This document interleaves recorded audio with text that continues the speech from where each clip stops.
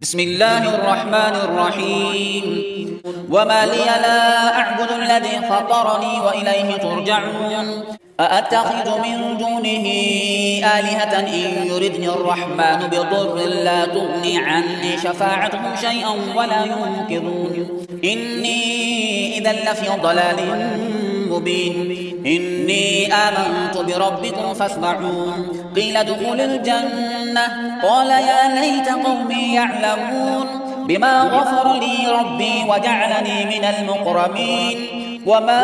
أنزلنا على قومه من بعده من جند من السماء وما كنا منزلين إن كانت إلا صيحة واحدة فإذا هم خامدون يا حسرة على العباد ما يأتيهم من رسول إلا كانوا به يستهزئون ألم يروا كم أهلكنا قبلهم من القرون أنهم إليهم لا يرجعون وإن كل لما جميع لدينا محضرون وآية لهم الأرض الميتة أحييناها وأخرجنا منها حبا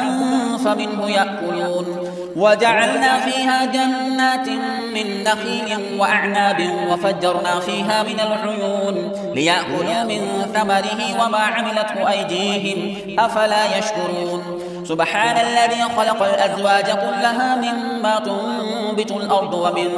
أنفسهم ومما لا يعلمون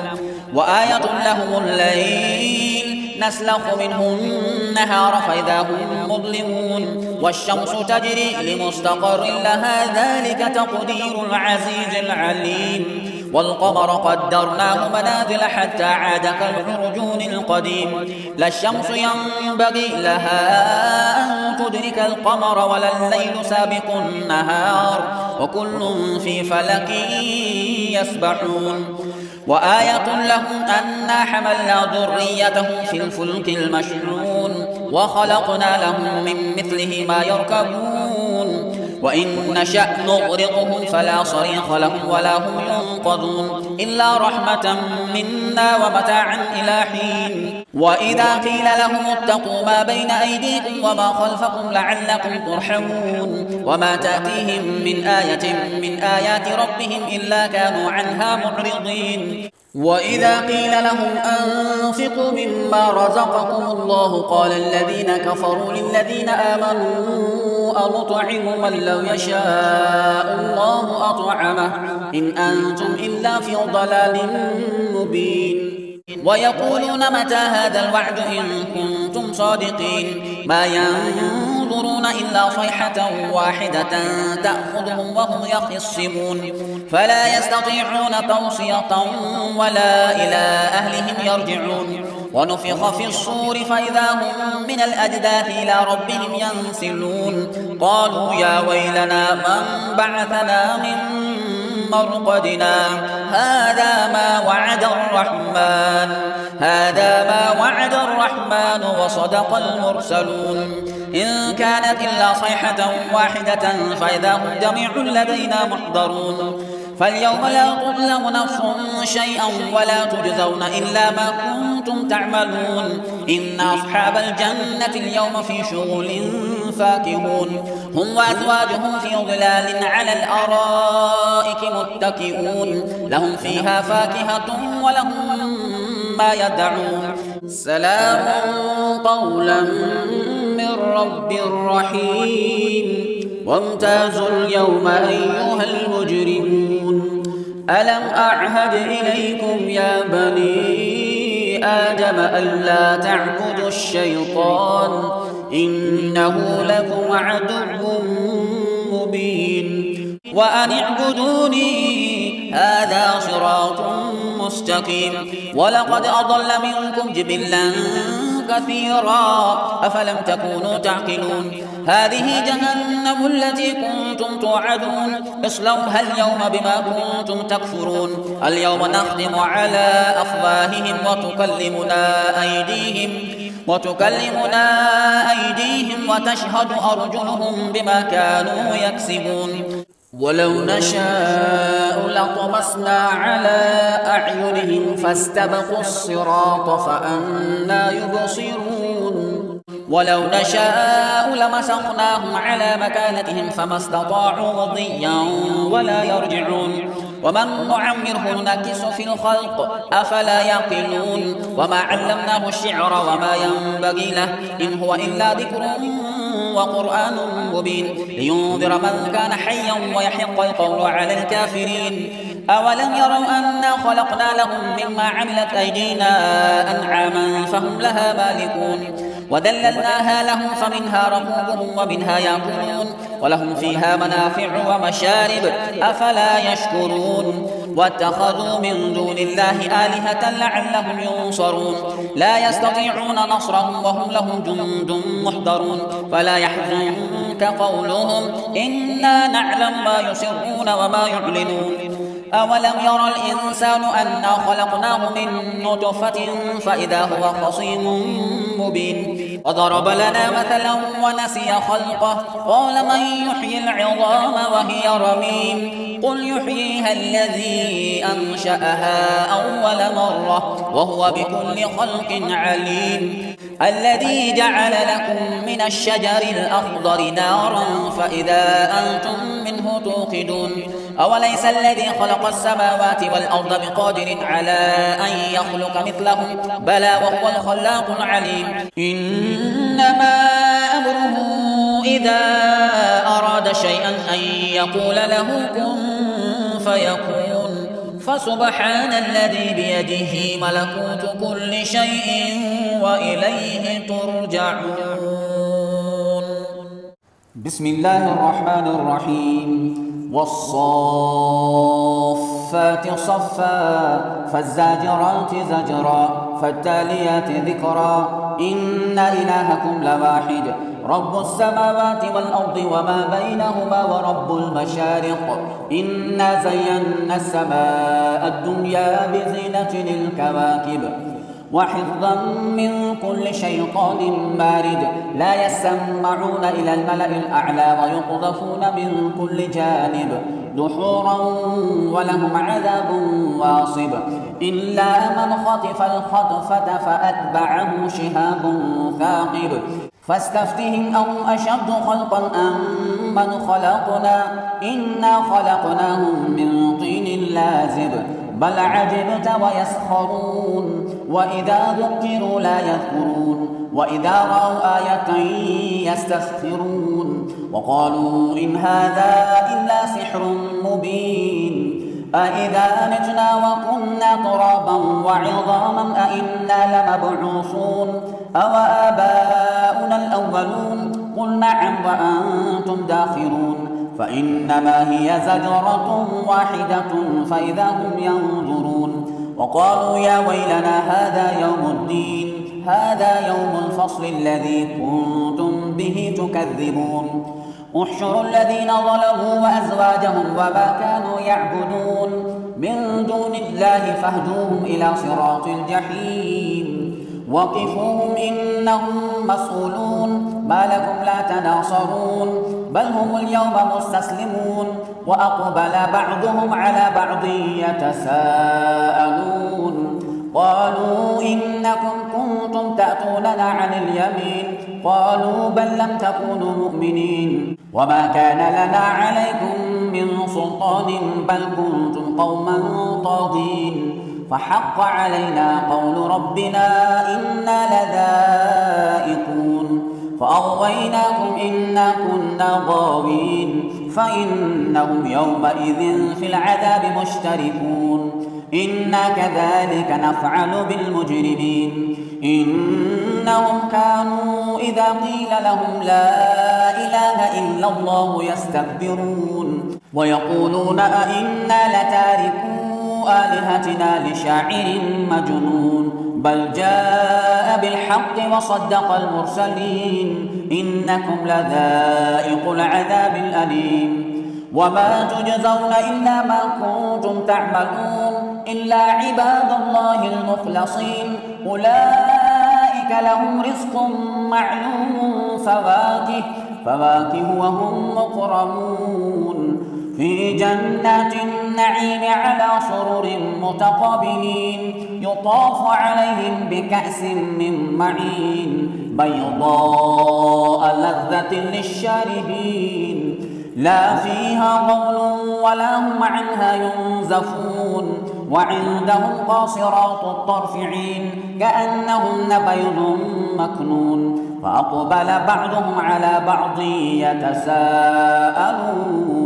قال قائل منهم إني كان لي قرين يقول أئنك لمن المصدقين أئذا متنا وكنا ترابا وعظاما أئنا لمدينون قال هل أنتم مطلعون فاطلع فرآه في سواء الجحيم قال تالله إن كدت لتردين ولولا نعمة ربي لكنت من المحضرين أفما نحن بميتين إلا موتتنا الأولى وما نحن بمعذبين إن هذا لهو الفوز العظيم لمثل هذا فليعمل العاملون أذلك خير نزلا أم شجرة الزقوم إنا جعلناها فتنة للظالمين إنها شجرة تخرج في أصل الجحيم طلعها كأنه رؤوس الشياطين فإنهم لآكلون منها فمالئون منها البطون ثم إن لهم عليها لشوبا من حميم ثم إن مرجعهم لإلى الجحيم إنهم ألفوا آباءهم ضالين فهم على آثارهم يهرعون ولقد ضل قبلهم أكثر الأولين ولقد أرسلنا فيهم منذرين فانظر كيف كان عاقبة المنذرين إلا عباد الله المخلصين ولقد نادانا نوح فلنعم المجيبون ونجيناه وأهله من الكرب العظيم وجعلنا ذريته هم الباقين وتركنا عليه في الآخرين سلام على نوح في العالمين إنا كذلك نجزي المحسنين إنه من عبادنا المؤمنين ثم أغرقنا الآخرين وإن من شيعته لإبراهيم إذ جاء ربه بقلب سليم إذ قال لأبيه وقومه ماذا تعبدون أئفكا آلهة دون الله تريدون فما ظنكم برب العالمين فنظر نظرة في النجوم فقال إني سقيم فتولوا عنه مدبرين فراغ إلى آلهتهم فقال ألا تأكلون ما لكم لا تنطقون فراغ عليهم ضربا باليمين فأقبلوا إليه يزفون قال أتعبدون ما تنحتون والله خلقكم وما تعملون قالوا بنوا له بنيانا فألقوه في الجحيم فأرادوا به كيدا فجعلناهم الأسفلين وقال إني ذاهب إلى ربي سيهدين رب هب لي من الصالحين فبشرناه بغلام حليم فلما بلغ معه السعي قال يا بني إني أرى في المنام أني أذبحك فانظر ماذا ترى قال يا أبت افعل ما تؤمر ستجدني إن شاء الله من الصابرين فلما أسلما وتله للجبين وناديناه أن يا إبراهيم قد صدقت الرؤيا إنا كذلك نجزي المحسنين إن هذا لهو البلاء المبين وفديناه بذبح عظيم وتركنا عليه في الآخرين سلام على إبراهيم كذلك نجزي المحسنين إنه من عبادنا المؤمنين وبشرناه بإسحاق نبيا من الصالحين وباركنا عليه وعلى إسحاق ومن ذريتهما محسن وظالم لنفسه مبين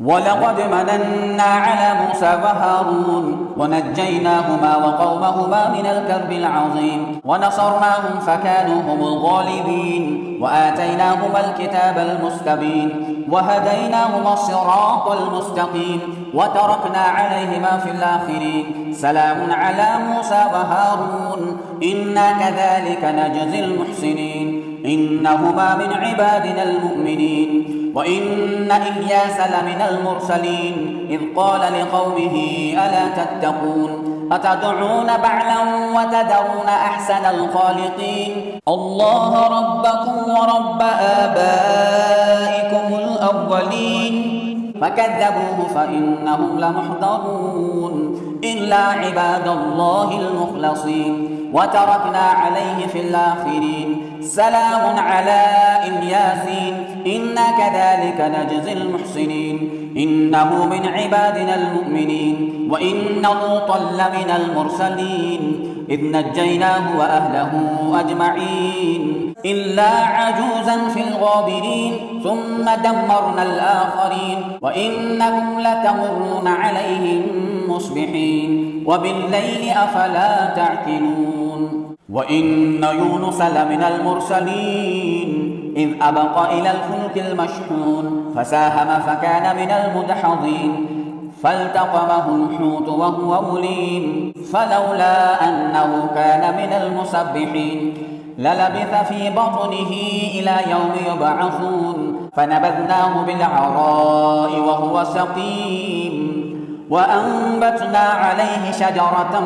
من يقطين وأرسلناه إلى 100,000 أو يزيدون فآمنوا فمتعناهم إلى حين فاستفتهم ألربك البنات ولهم البنون أم خلقنا الملائكة إناثا وهم شاهدون ألا إنهم من إفكهم ليقولون ولد الله وإنهم لكاذبون أصطفى البنات على البنين ما لكم كيف تحكمون أفلا تذكرون أم لكم سلطان مبين فأتوا بكتابكم إن كنتم صادقين وجعلوا بينه وبين الجنة نسبا ولقد علمت الجنة إنهم لمحضرون سبحان الله عما يصفون إلا عباد الله المخلصين فإنكم وما تعبدون ما أنتم عليه بفاتنين إلا من هو صال الجحيم وما منا إلا له مقام معلوم وإنا لنحن الصافون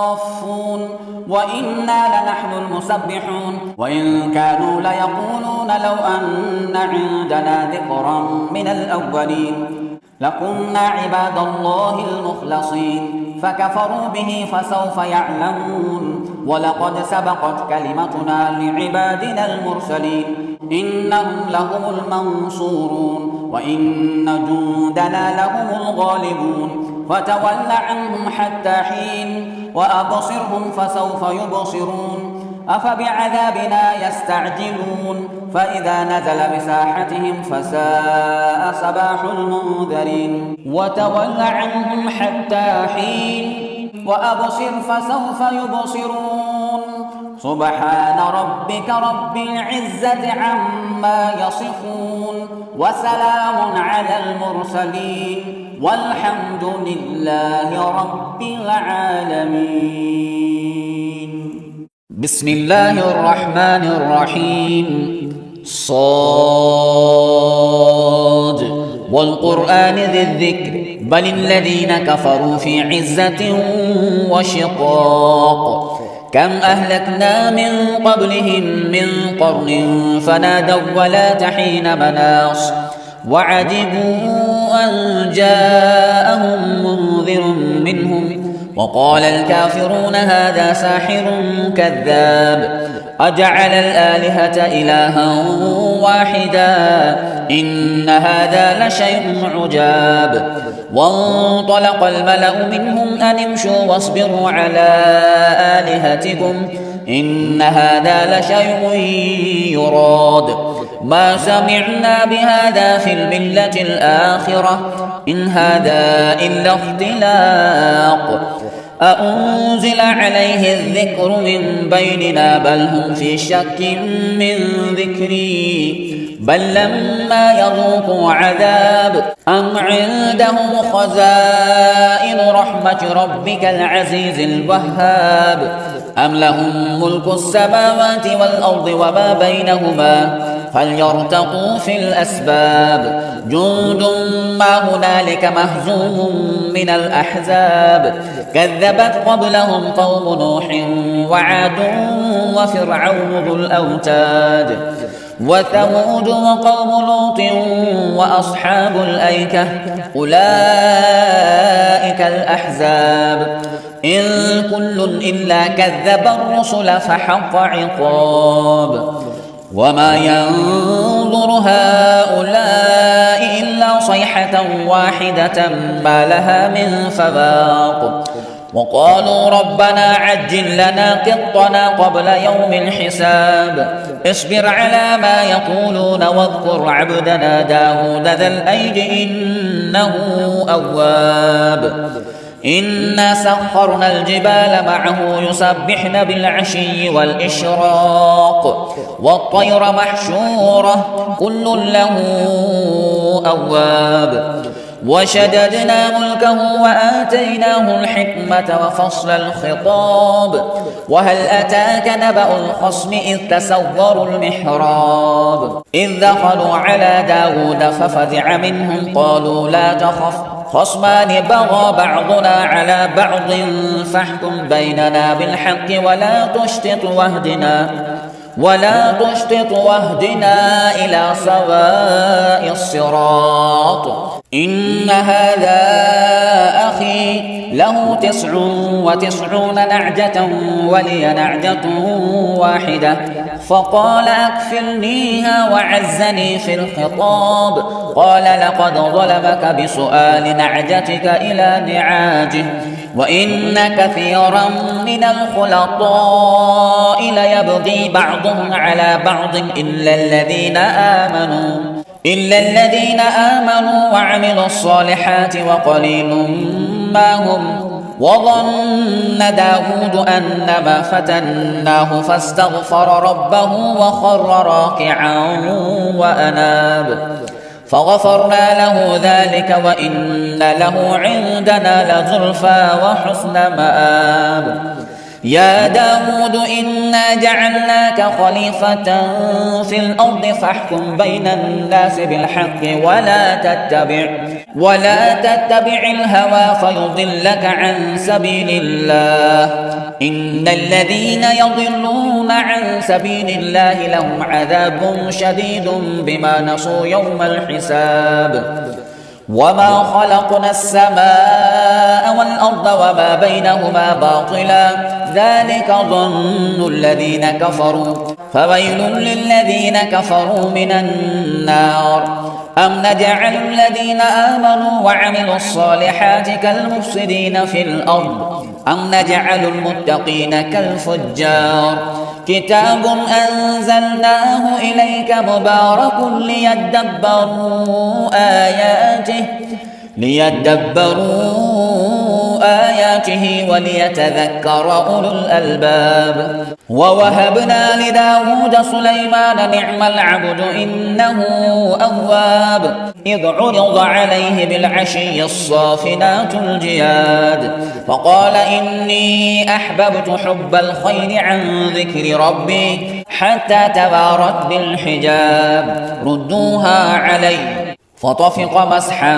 بالسوق والأعناق ولقد فتنا سليمان وألقينا على كرسيه جسدا ثم أناب قال رب اغفر لي وهب لي ملكا لا ينبغي لأحد من بعدي إنك أنت الوهاب فسخرنا له الريح تجري بأمره رخاء حيث أصاب والشياطين كل بناء وغواص وآخرين مقرنين في الأصفاد هذا عطاؤنا فامنن أو أمسك بغير حساب وإن له عندنا لزلفى وحسن مآب واذكر عبدنا أيوب إذ نادى ربه أني مسني الشيطان بنصب وعذاب اركض برجلك هذا مغتسل بارد وشراب ووهبنا له أهله ومثلهم معهم رحمة منا وذكرى لأولي الألباب وخذ بيدك ضغثا فاضرب به ولا تحنث إنا وجدناه صابرا نعم العبد إنه أواب واذكر عبادنا إبراهيم وإسحاق ويعقوب أولي الأيدي والأبصار إنا أخلصناهم بخالصة ذكر الدار وإنهم عندنا لمن المصطفين الأخيار واذكر إسماعيل واليسع وذا الكفل وكل من الأخيار هذا ذكر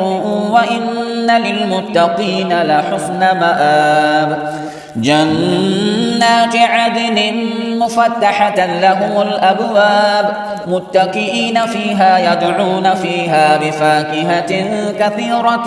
وشراب وعندهم قاصرات الطرف أتراب هذا ما توعدون ليوم الحساب إن هذا لرزقنا ما له من نفاد هذا وإن للطاغين لشر مآب جهنم يصلونها فبئس المهاد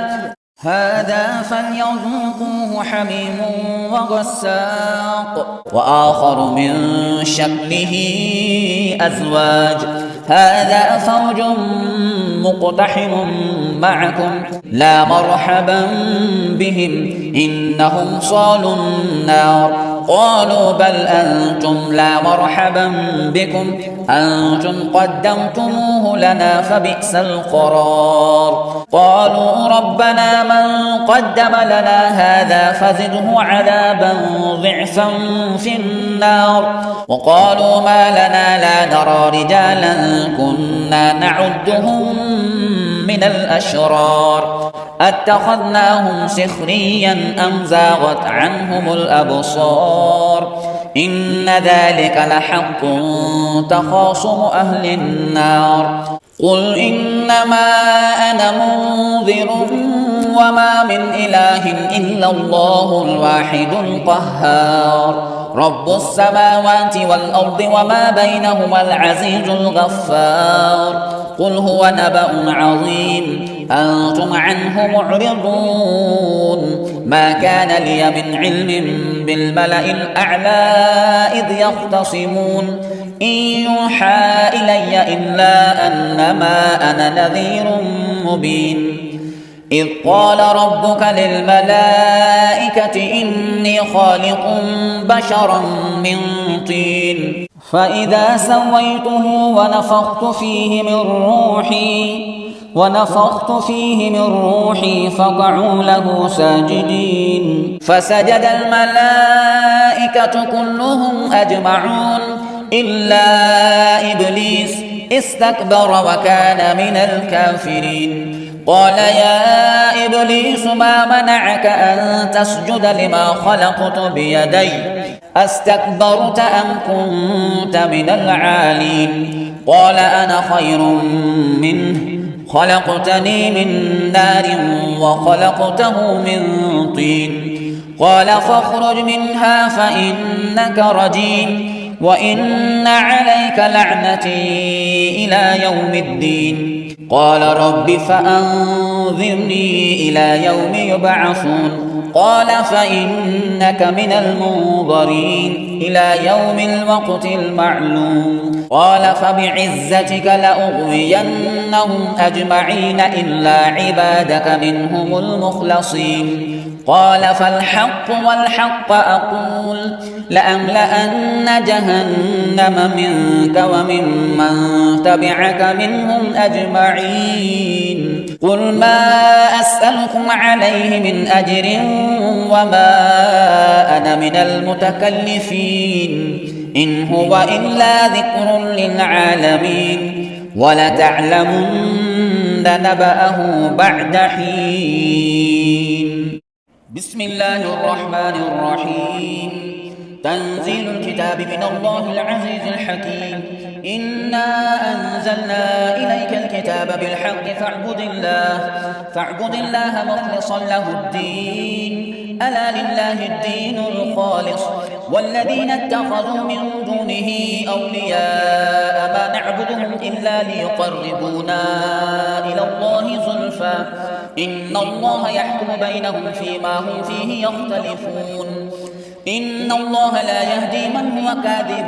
كفار لو أراد الله أن يتخذ ولدا لاصطفى مما يخلق ما يشاء سبحانه هو الله الواحد القهار خلق السماوات والأرض بالحق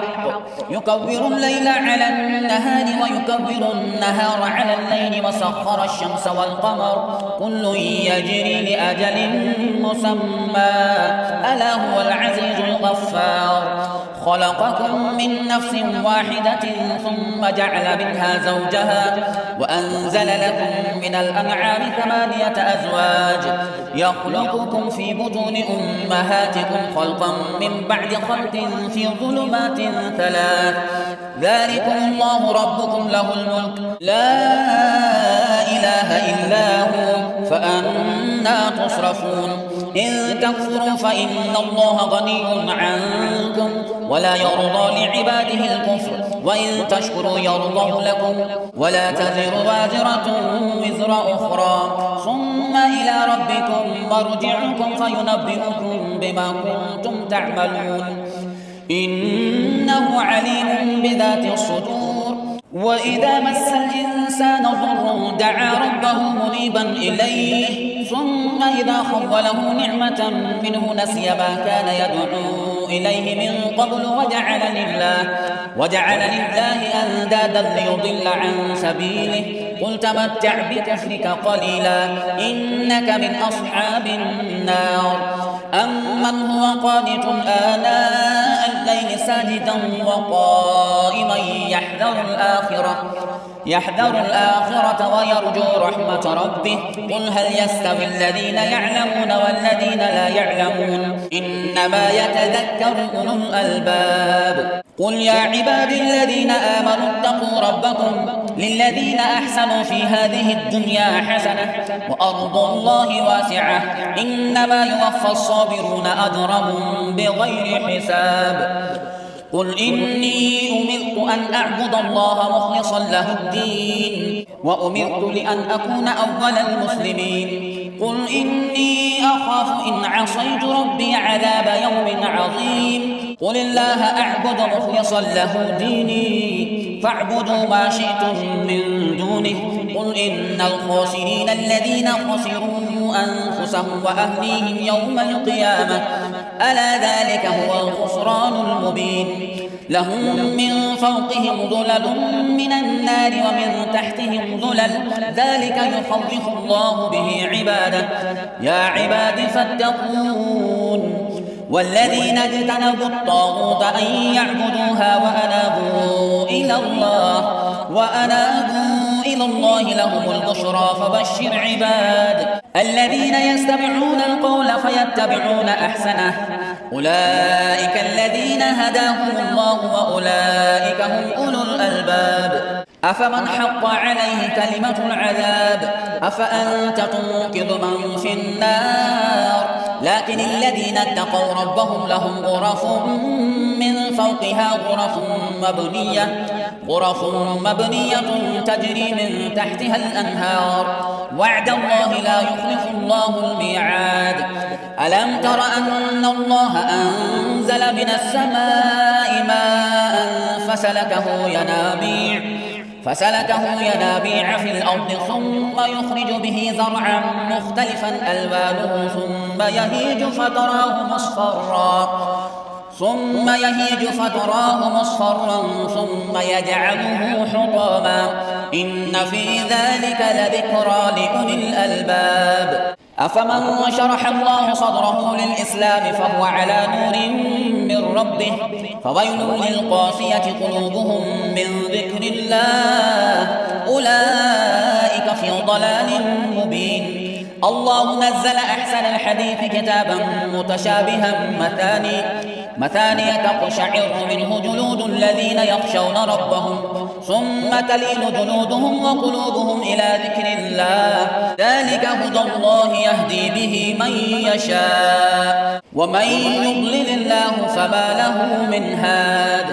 أفمن يتقي بوجهه سوء العذاب يوم القيامة وقيل للظالمين ذوقوا ما كنتم تكسبون كذب الذين من قبلهم فأتاهم العذاب من حيث لا يشعرون فأذاقهم الله الخزي في الحياة الدنيا ولعذاب الآخرة أكبر لو كانوا يعلمون ولقد ضربنا للناس في هذا القرآن من كل مثل لعلهم يتذكرون قرآنا عربيا غير ذي عوج لعلهم يتقون ضرب الله مثلا رجلا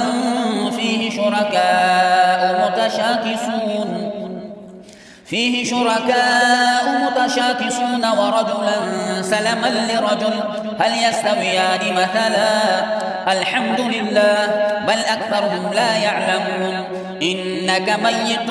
وإنهم ميتون ثم إنكم يوم القيامة عند ربكم تختصمون